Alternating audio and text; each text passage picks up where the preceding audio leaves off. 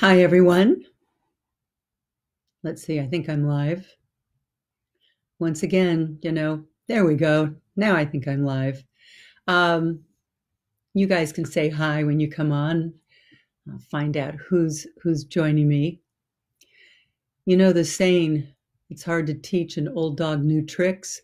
Well, I'll have you know that they've changed the way Facebook has changed the way you go on to Facebook Live. Um, And that old saying, it's hard to teach an old dog new tricks. Not so much. I'm figuring it out. Hi, Laura and Elise.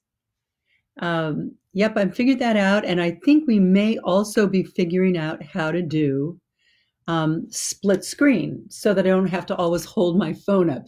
That's really doing it. Like, I think if any of my kids came in here, they'd say, "You're so yesterday." Um, but so we're going to test that out maybe this afternoon so that you'd see a split screen. And that would let me hold up pictures and do all kinds of things because I'd have my hands free. I'm going to have a fun guest today. I'm excited to share her with you.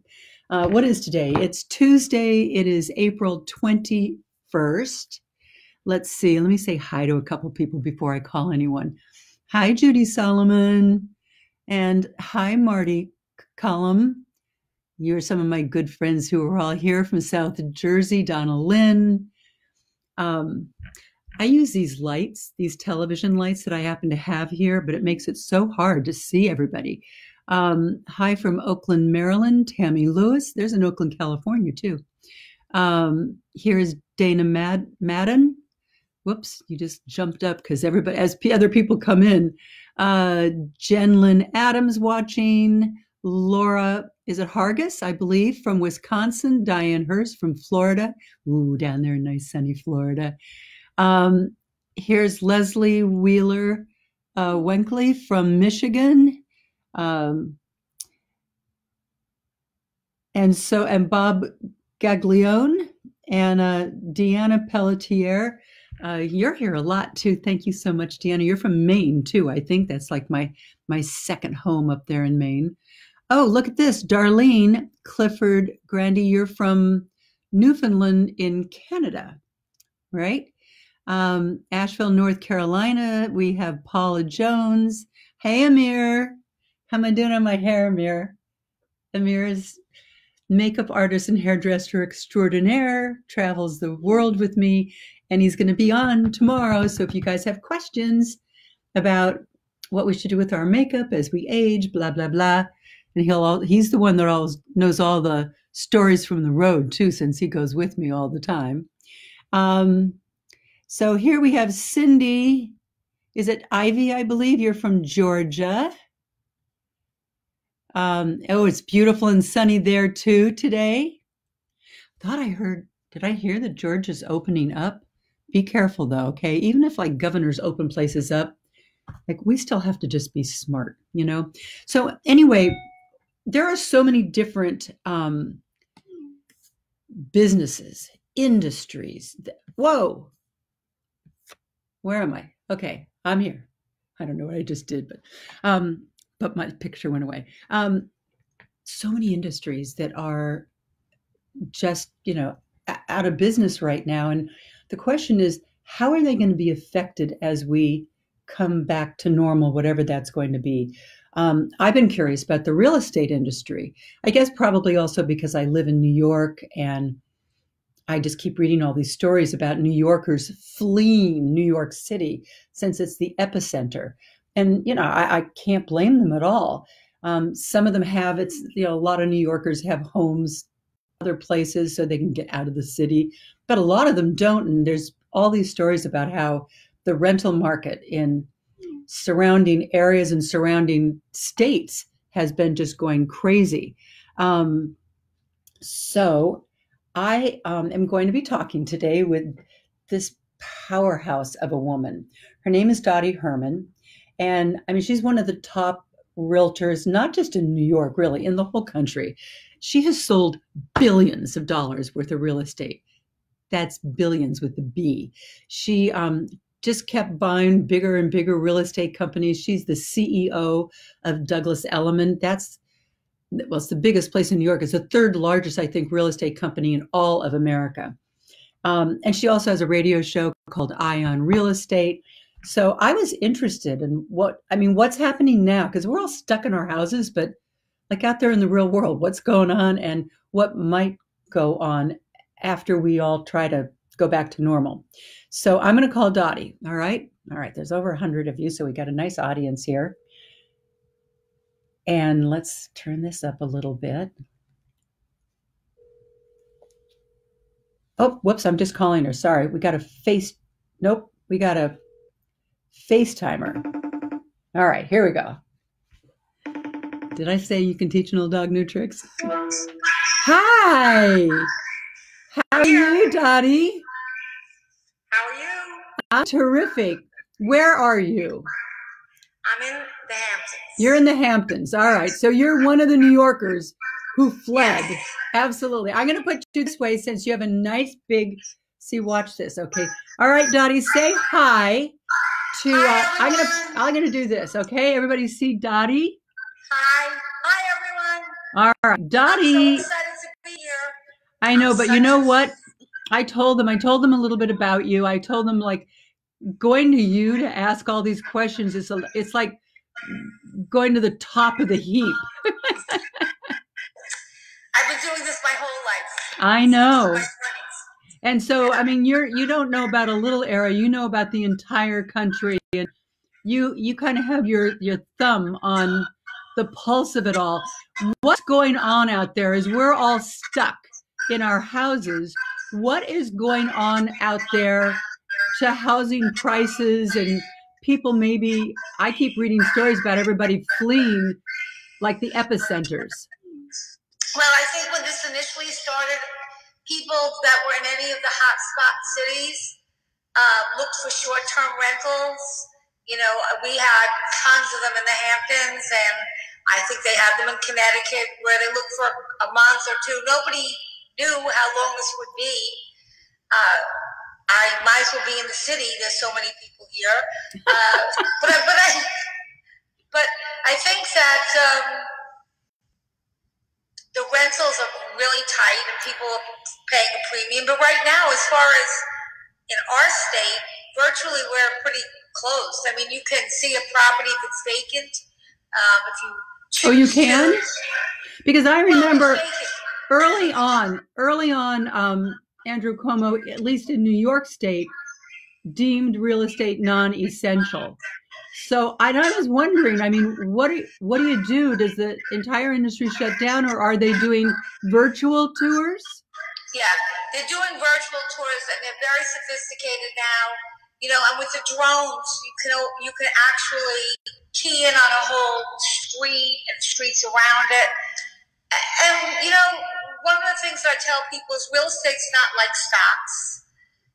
If it drops, it doesn't drop like in a day. Like a stock, you could pay $100 for it, and in the morning it's worth 50 cents. Yeah. Real estate doesn't happen that way. People have to live somewhere. I think, though, as far as listings, a lot of people took their homes off the market because they're afraid to have anyone in their house. And I would I would say everyone, I don't want to say everyone, but the New Yorkers are really taking this seriously, and they're being very good. And even in the Hamptons, you know, people are trying to follow it. You know, how long they don't want to catch it, and it's a hot spot. So we've seen a lot of rentals. We've seen listings declining. Coming into the spring market, which is our best market in real estate usually, we had very little inventory. And, of course, the job market was great. Unemployment was at an all-time low. Now that all changed. Yeah. So I think you're going to see is a shortage of inventory. You'll see a migration eventually, because I saw this with 9/11. You'll see a migration of people leaving the city. I also saw it with with Hurricane Sandy, where people left Long Island. And everything will get back to normal. And then you'll see some investors that are just like with the stock market that are long-term thinkers. probably take advantage of the market. Yeah. But if you're like a first-time buyer or you're a couple, you're going to look, but not right now. Right now, everyone is kind of just easy. And although you can buy a home, you can do it online. You can see it virtually. We're allowed to notarize things now online. I think people are going to wait till it calms down a bit for most part. Yeah, I know. Candidly, I have a special interest in this. My daughter, Sarah, she's been out in LA. They've been there for like a couple of years. And now they want to come back. And they were looking to buy. And they were just ready to decide on one. And everything closed down. So I asked the other day, I said, Sarah, do you have a date that you are looking at? She said, we don't know. It's like maybe July, maybe August. So people are just sitting on inventory. Well, there's not much inventory out. A lot of people took their homes off the market, and they're probably going to wait till they see it subside. I mean, look, with the economy, they have to open it up sometimes. But right now, there's not that many listings. There's a shortage of listings.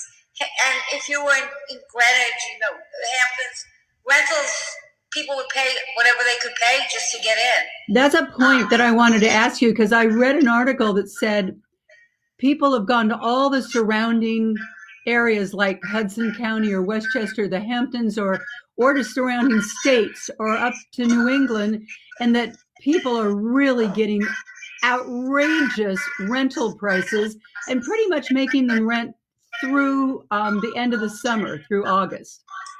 Yes, because if you rent it short term for a month or two, with the new laws that you can't evict anybody and you can only collect a month at a time, if someone doesn't want to move out, a lot of people that live in the Hamptons full time, they rent their houses for the summer and move in with somebody or take a little place, and so they rely on that rental income.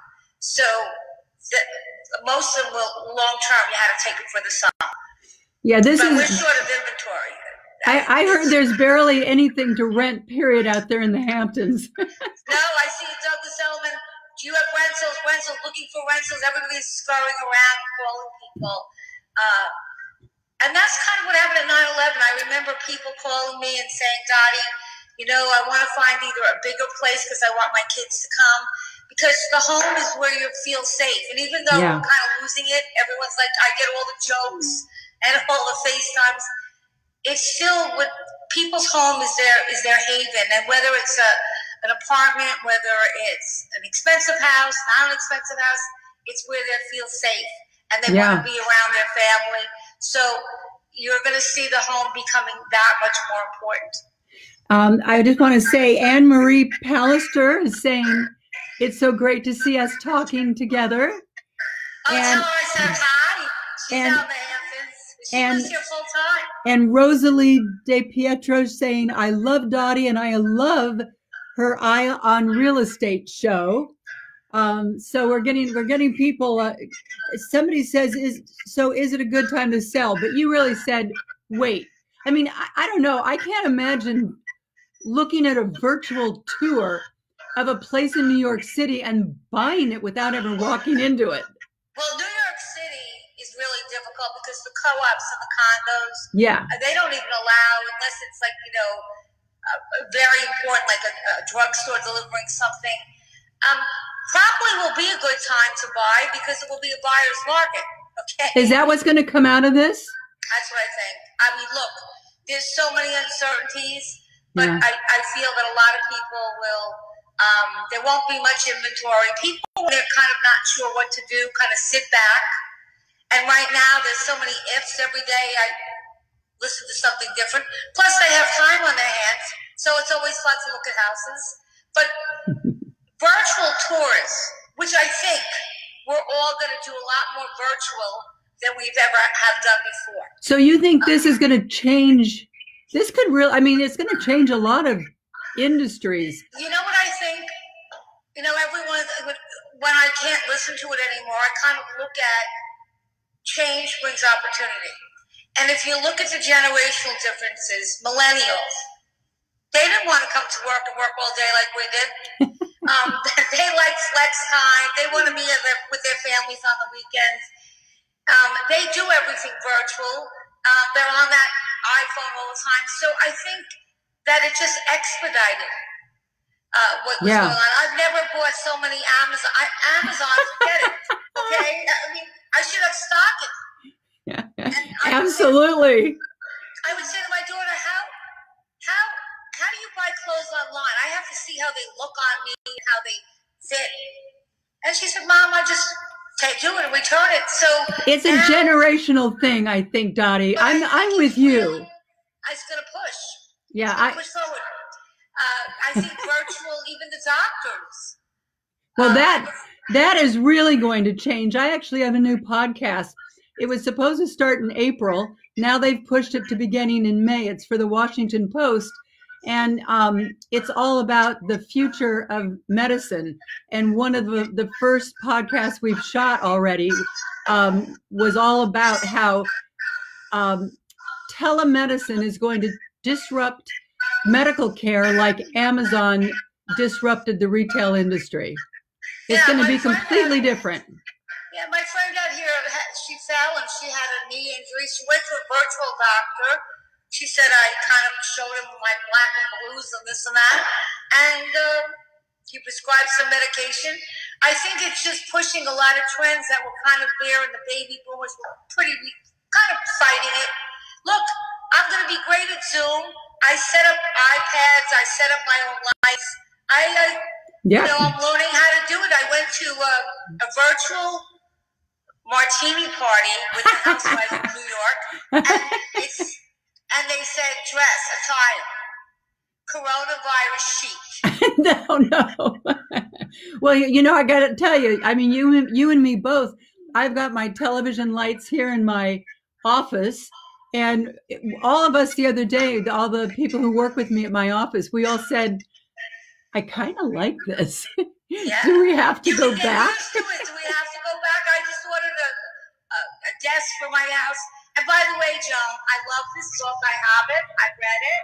A good friend of yours and mine, Laura, sent me a copy of it because she knows how much I've been a fan of you. I've watched you on Good Morning America, and it's great. So did you identify with that? Why did I come into the room? I'm afraid I did. I wish I could say I didn't, but I identified with it, and I really think it's a great thing for women to feel positive and not let that number get you depressed. Don't try to compete. I tell some people, don't compete with someone who's 30 because you can't. Okay, but I don't know about that. But I think that I would put you up against any 30-year-old any day, and I'd take that bet.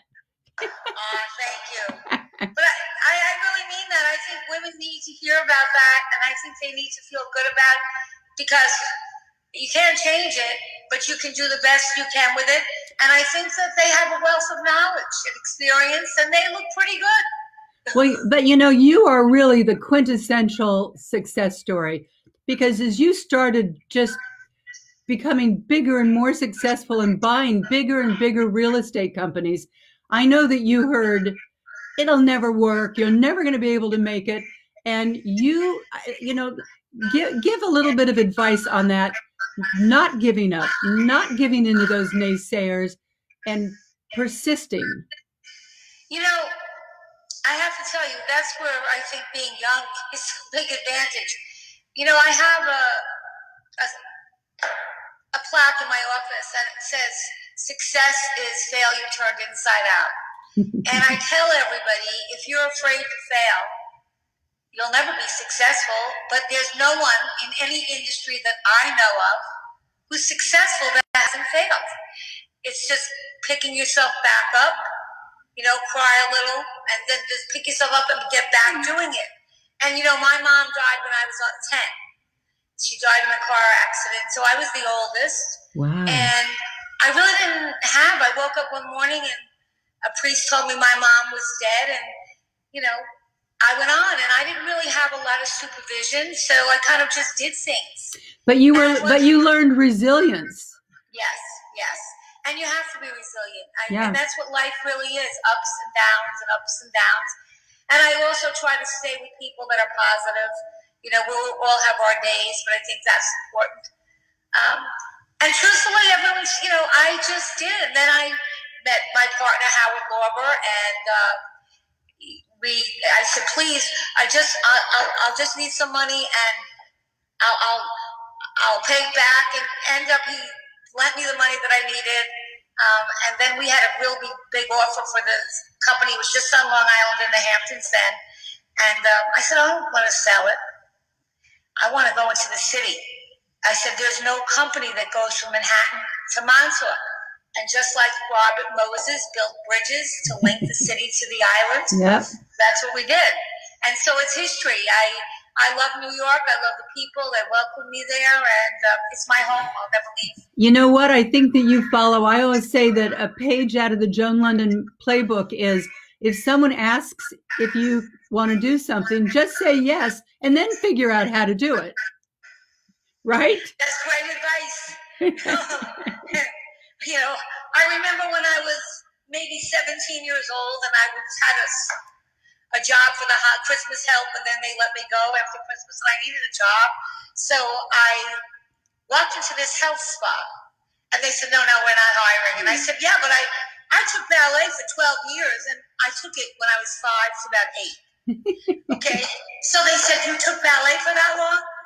Great. We need this whole, all the routines come from the positions of a ballet. Learn this routine, and I did.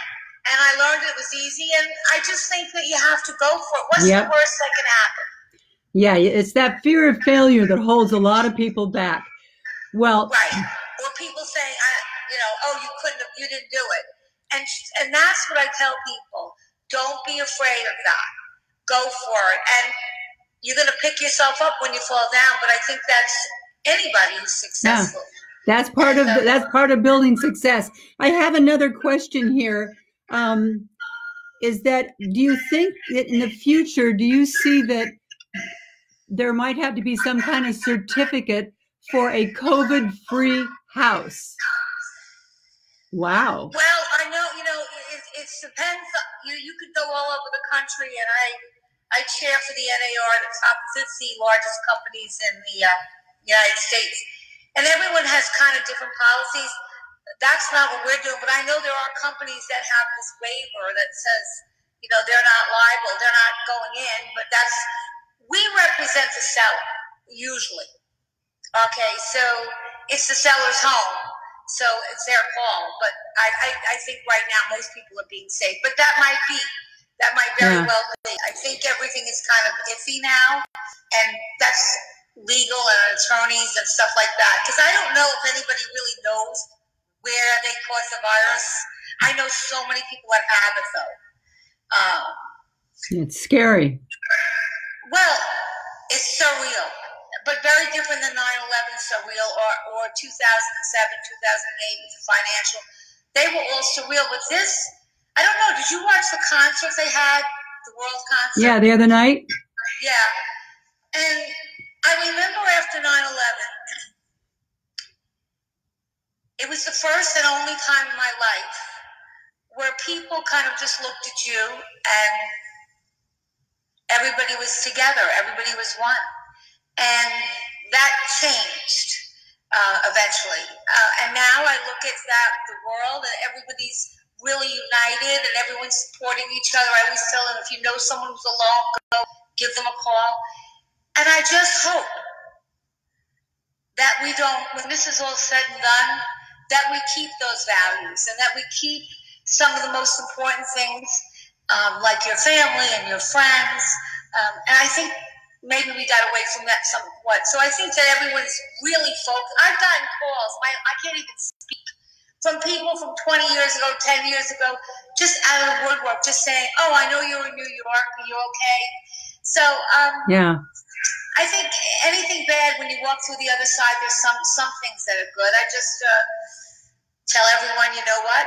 Just follow the rules, because we don't want us to spread it. But I guess it's very uncertain. I love, Dottie, I love ending on that note. May we hold on to all of the kindness as we come around the other side. Thank you, thank you, thank you. Thank you, Joan. I love you. Love you. Bye. Bye-bye. So I think I've got to a lot of your questions. I just wanted to talk about a few of the other. This is let's see. Let me find. Oh, Kyle. Kyle says you should be on a guest on her show, Eye on Real Estate. Well, just give me a call, Kyle. Kyle is the assistant to Dottie. Harold Remark, you're saying hi from Canada. Thanks for watching us. And Tina Mangelli. When I was at Good Morning America, Tina ran the Joan Lunden fan club. Great. I hope you're doing great. Also wanted to say hi to Jane Martin Fortin. Jane, you and Hank are in New Hampshire. I don't know what your weather is like up there. I heard the other day they had more snow again up in Maine, where we'll all be in the summertime. Let me just check over here. These are all your comments, like scrolling by. Oh my gosh, I missed a lot. Jean Klobuchar, watching from Michigan. Always nice to have you here. And Betsy, is it McLean? Oh, good. Great information. You liked that? Terrific. Yeah, I see a lot of people saying you had no idea how kind of the real estate market worked and would get affected by all this. Here's somebody else. Buyers or sellers have to sign a letter to take the liability off. That's what Dottie was just ending with. People don't want to have to be responsible for it. Like somebody came in and someone had been there before them, and all of a sudden they pick up this virus that they wouldn't be responsible for it. Here's Janet Scott from Martha's Vineyard. Martha's Vineyard, another gorgeous, gorgeous place. And Tammy Jo Smith Kirby, I have stepped out of comfort zone more than once, and it has brought me great opportunities. All right, so you're talking about what Dottie was just talking about. And that's really important, to be able to want it more than you're afraid of it. I remember one time my daughter, Sarah, the one that wants to move to New York, I wouldn't say railroaded her into a summer program where they hiked in, I think, Honduras. And they first were mountain climbing, then they were kayaking down the river, and then they were trekking, I don't know, on the beach or something. And the first part was the mountain climbing part.